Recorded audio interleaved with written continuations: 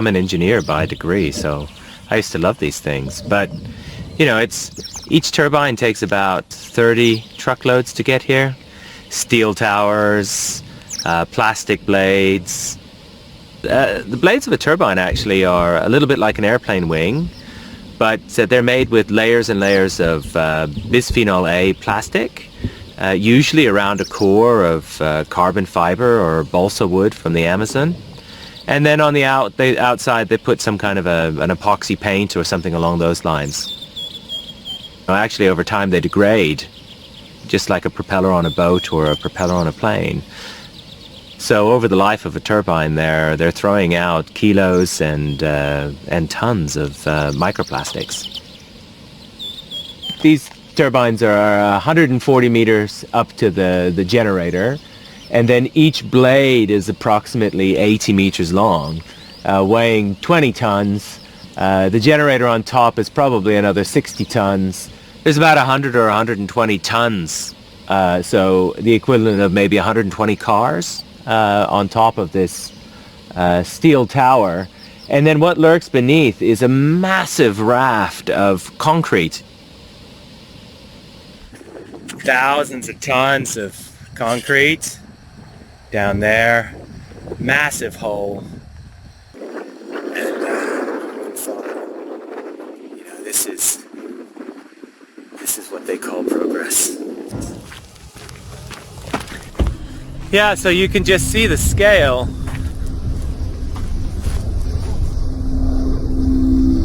These steel towers are being produced in China.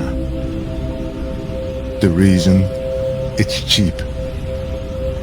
They're manufactured in coal-fired steel plants, as we're being told, not so environmental friendly.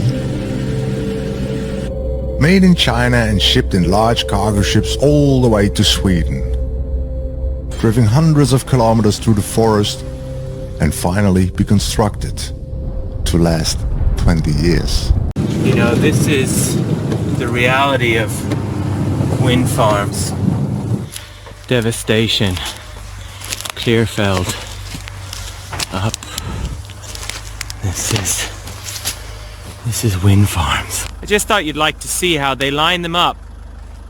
Line them up, cut them down. Rows and rows, ready for the machines to come and collect them to be liquefied, shredded, whatever they get used for. You can see they're gonna be blasting this out. Ooh, that's scary. Those are all explosive holes.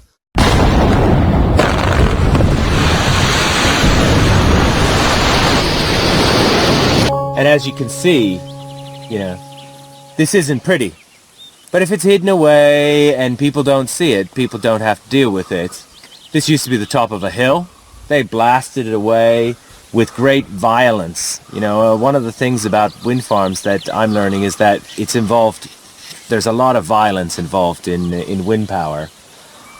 Starting from how it's made, through to where the minerals come from that they use in the supply chains, through to those who speak out, questioning whether this makes sense. You know, you're in the city, in your comfortable space, and you don't know what's going on in the middle of the forest.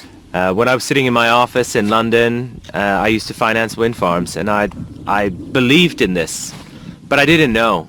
And, you know, as soon as I got more information and I started looking behind the propaganda, I couldn't believe it. I had cognitive dissonance, and I never thought I would be that kind of person who would just ignore something.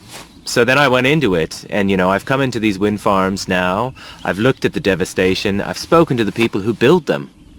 They even admit that this is ridiculous. But they're getting paid, and they've got bills to pay, so they just go along with it. But at some point, we're all going to look back and say, why were we such idiots?